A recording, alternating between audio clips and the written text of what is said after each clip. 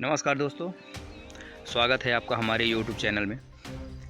कल एसबी ने प्राथमिक शिक्षक के लिए जो पात्रता परीक्षा आयोजन किया था उसका रिजल्ट जारी कर दिया गया है।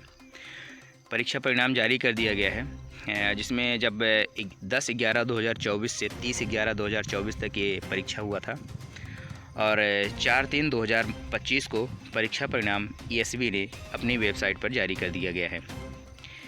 परीक्षा परिणाम देखने के लिए आप मंडल की वेबसाइट में www.esb.mp.gov.in पर उपलब्ध है। आप यहां मंडल की आधिकारिक वेबसाइट पर जाएं और उसको क्लिक करने के बाद आप अपना रोल नंबर और आपका टैग कोड और मदर नेम और आधार नंबर इस तरह से डालना है और कैप्चा डालने के बाद आप इंटर करके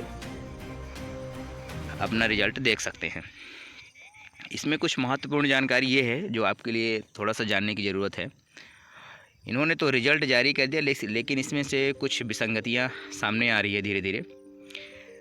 मध्य प्रदेश कर्मचारी चयन मंडल भोपाल द्वारा 2024 का परीक्षा परिणाम जारी कर दिया गया है और इसमें जनजातीय कार्य विभाग भी शामिल है और इसमें शामिल हुए थे जिसमें मात्र 57,313 अभ्यर्थी पात्र हुए हैं। शेष लगभग 1.5 लाख से ऊपर अभ्यर्थी इस पात्रता परीक्षा से बाहर हो गए हैं। जबकि पात्रता परीक्षा में का जो एसबी की रूल बुक है, जब आप शिक्षक भर्ती परीक्षा में टियर 1 टियर 2 यानी 2 परीक्षा लेने लगे तो पात्रता परीक्षा में मैक्सिमम लोगों को पास होना चाहिए। एसबी को ऐसा क्राइटेरिया बनाना चाहिए, ऐसा पेपर बनाना चाहिए जिसमें कम से कम पात्रता परीक्षा तो लोग ज़्यादा से ज़्यादा पास हो सकें। आप उनको पहले ही राउंड से बाहर कर दे रहे हैं, तो ये थोड़ा सा सोचने वाली बात है। और ऑलरेडी इतनी ज़्यादा बेरोज़गारी है, जब इस तरह से परीक्षा होगा तो सोचिए, मतलब 2,15,000 लोग फॉर्म डाले थे, केवल 50-60 हज़ार लोग पास हुए हैं, 1.5 लाख से ऊपर लोग फिर से बाहर हो गए। अब इन द सेंस ये कहने का मतलब है 1.5 लाख लोग अगली बार जब पात्रता परीक्षा आएगी तो फिर से फॉर्म डालेंगे। 1.5 लाख लोग मतलब इस बार भी फीस दिए, अगली बार भी फीस दिए।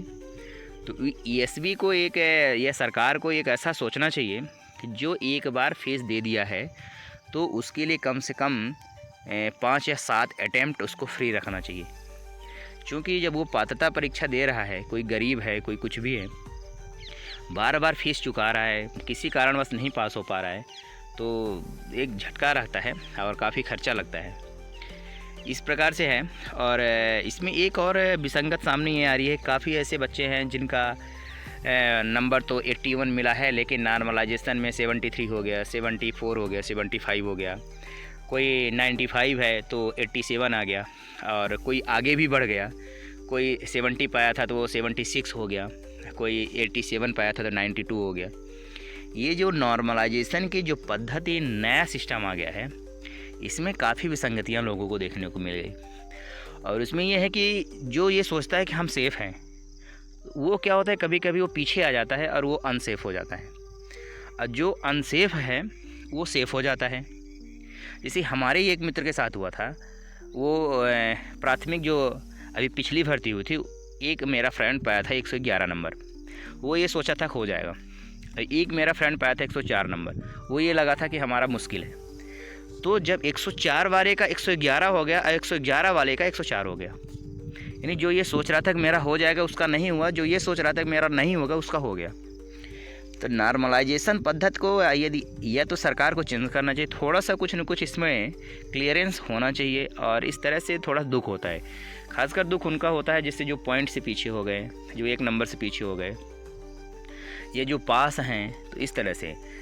तो इसके लिए तो सरकार को, जो एसबी है, इसको सबसे अच्छा ये सिस्टम है कि पेपर आप कम से कम समय में लो। जैसे पूरे 1 महीने पेपर चलता है, आप 2,15,835 लोगों की परीक्षा क्या पूरे प्रदेश में एक साथ नहीं करा सकते?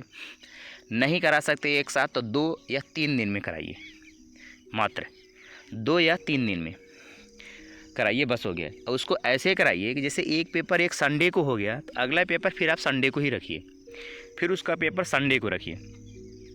तो कहने का मतलब ये है कि 2 या 3 दिन में आप एक साथ पूरे प्रदेश में 50,000 लोगों की परीक्षा हो सकती है। कम से कम 50,000 लोगों की है, 2 लाख हैं, तो आप 4 दिन ले लीजिए पेपर। तो 2 या 3 दिन में पेपर हो जाएगा। जब पूरे महीने का पेपर चलता है वहाँ नॉर्मलाइजेशन करने में काफ़ी दिक्कत होती है। और 3 दिन 4 दिन पेपर होगा तो आपको मात्र 3 से 4 पेपर बनाने पड़ते हैं। 4 पेपर बनाएंगे आपका काम हो जाएगा। आपको 30 पेपर 40 पेपर बनाने की कोई ज़रूरत ही नहीं है। तो सरकार को इस बारे में सोचना चाहिए, ईएसबी को भी इस बारे में सोचना चाहिए कि एक जो अभ्यर्थी है, अभ्यर्थी को देखते हुए फैसला लेना चाहिए, जिससे कि उसके हित में जाना चाहिए।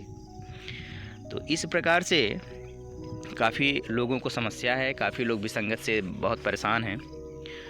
और इसमें यदि किसी भी प्रकार की कोई भी आपको कार्यवाही करनी है तो विभाग के स्तर से आपको वो बता दिया गया है। और परीक्षा परिणाम जारी होने के बाद कोई भी तकनीकी त्रुटि संज्ञान में आती है तो परिणाम में सुधार करने का अधिकार मंडल के पास सुरक्षित रहेगा। और आप अपना जो रिजल्ट है, परीक्षा परिणाम है, उसको मंडल की वेबसाइट से आप देख सकते हैं उसको।